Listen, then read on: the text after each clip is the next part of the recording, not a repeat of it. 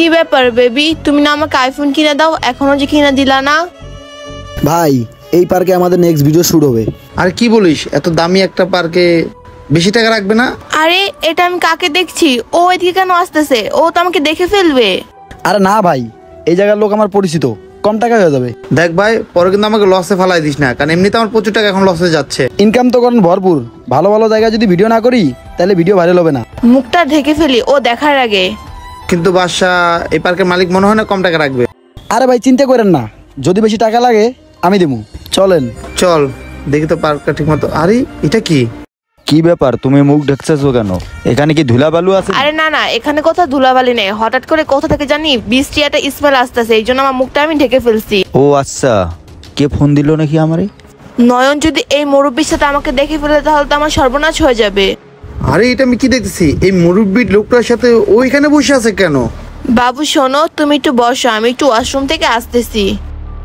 আরে এই লোকটা তো আমার একটা পরিচিত বস, উনিই তো আমাকে এই ঠিকানাটা দিছে। ওনার কাজই এগুলা, নতুন নতুন মাইয়া না এই জায়গায় বসে গল্প করে। তাহলে তুমি যাও, তাড়াতাড়ি আসার চেষ্টা করো। আচ্ছা আচ্ছা ঠিক আছে, তাড়াতাড়ি কোথাও যে লুকিয়ে পড়ি। চলেন তো ভাই, পার্কের মালিকের সাথে কথা বলি। ঠিক আছে চল। আরে বাদশা নাকি? এ বাদশা, এদিকে আসো, এদিকে আসো। ভাই ওই বস ডাকতেছে।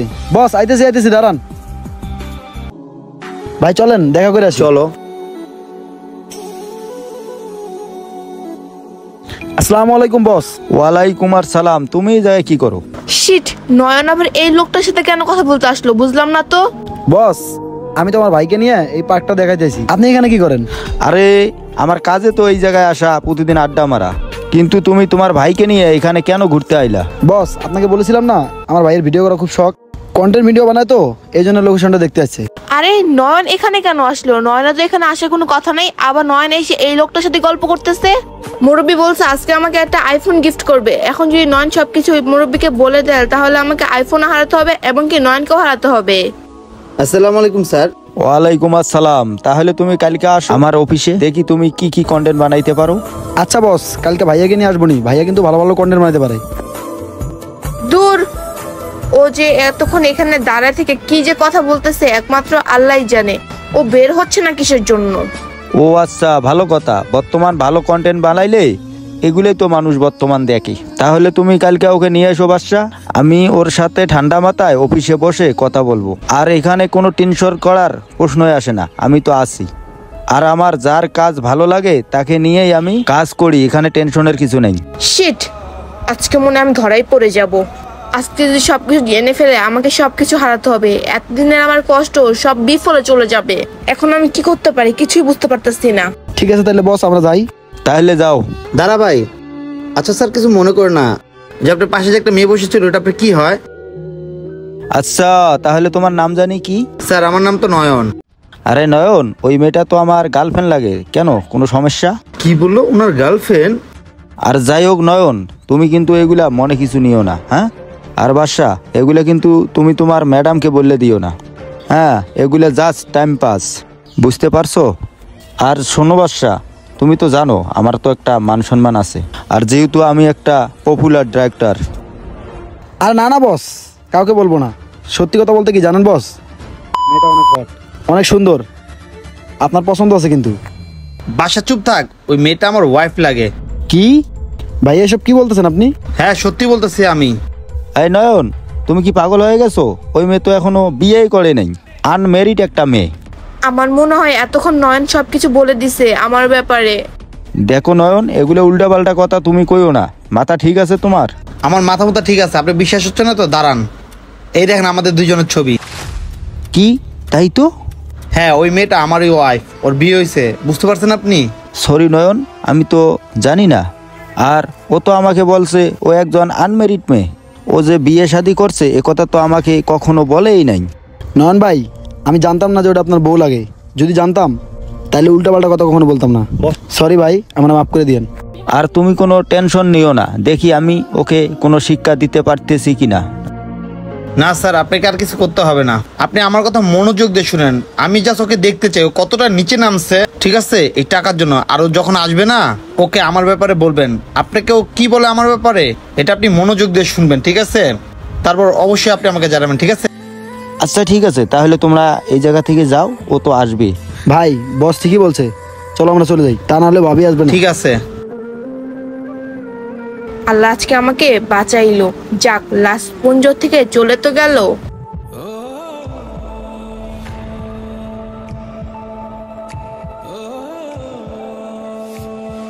কি ব্যাপার বেবি, তুমি না বসেছিলে, এখানে এসে দাঁড়াইলা কেন? ওইখানে একা একা ভালো লাগতেছিল না। ও আচ্ছা, তুমি আমাকে এত ভালোবাসো, আমাকে ছাড়া তুমি থাকতে পারো না? আর হ্যাঁ, তুমি আমাকে একটা সত্য কথা বলো তো, তুমি কি বিবাহিতা? কি বলছো এসব? তোমার কি মনে হয় আমি বিবাহিত? আর আমি যদি বিবাহিত হতাম তোমার সাথে রিলেশনে আসতাম? আরে এখন আমি বিয়ের প্ল্যানই করি নাই, আর তুমি বলতেছো আমি বিবাহিত। কি সত্যি তুমি বিয়ে করো নাই? আরে তুমি এসব কি বলছো? আমি তোমাকে বললাম না আমার বিয়ে হয় নাই? আর তোমাকে এসব কে বলছে, একটু বলো তো আমাকে। আচ্ছা, কিছুক্ষণ আগে যে একটা ছেলে এসে বলল ওর সাথে নাকি তোমার বিয়ে হয়েছে, আর ওই ছেলে নাকি তোমার হাজবেন্ড লাগে। কি? কোন ছেলে? কই, আমি তো কোন ছেলেকে দেখি নাই। উল্টা পাল্টা কথা একদম বলবা না, এসব কথা শুনতে আমার একদম ভালো লাগে না। পাগল হয়ে গেছো? না, উনি পাগলও নাই, আমিও ওনাকে বলছি। পাখি, তুমি কি আমাকে সত্যি চেনো না? আমি কি তোমার হাজবেন্ড না? আরে নয়ন, তুমি যেমনটা ভাবতেছো ঠিক তেমনটা না। আর তুমি একটা মিনিট আমার কথা শুনো প্লিজ, একটু সাইডে আসো। আরে হাত ছাড়ো, আমি যেটা ভাবছি ওইটাই সঠিক। আমি তো তোমাকে একটা ভালো মেয়ে মনে করতাম, আসলে যে তুমি একটা লোভী মেয়ে এটা আমি নিজের চোখে আজকে দেখলাম। ছি পাখি ছি, তোমার একটু লজ্জা লাগলো না? তুমি যে আমাকে রেখে এই মুরব্বির সাথে রিলেশন করতেছো, আজকে আমি এটা কি দেখলাম? টাকার জন্য কেউ এতটা নিচে নামতে পারে? ছি।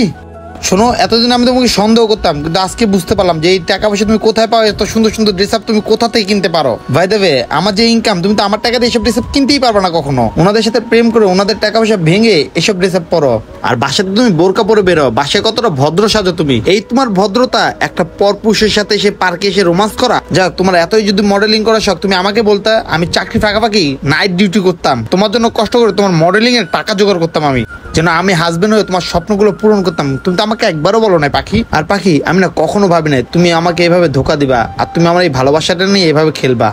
নয়ন, তুমি ঠিকই বলছো, তোমার বউ যে অন্যায়টা করেছিল না, সে যে বিয়ে করার পরও পরকীয়া করতেছে, এটা কিন্তু ঠিক না। চুপ থাকেন স্যার, আপনিও একজন বিবাহিত লোক, আপনি কিভাবে আপনার বউকে ঠকাচ্ছেন? আর পাখি থাকো তুমি তোমার মতো, ঠিক আছে? ডিভোর্সের কাগজ তুমি সময় মতো পেয়ে যাবা। প্লিজ নয়ন, তুমি আমাকে ভুল বুঝো না, আজকের পর থেকে এসব আমি আর কখনোই করবো না। প্লিজ তুমি আমাকে মাফ করে দাও প্লিজ। হাত ছাড়ো তো পাখি, তুমি তোমার মতো থাকো। তোমাকে মাফ করলে আমি আমাকে মাফ করতে পারবো না।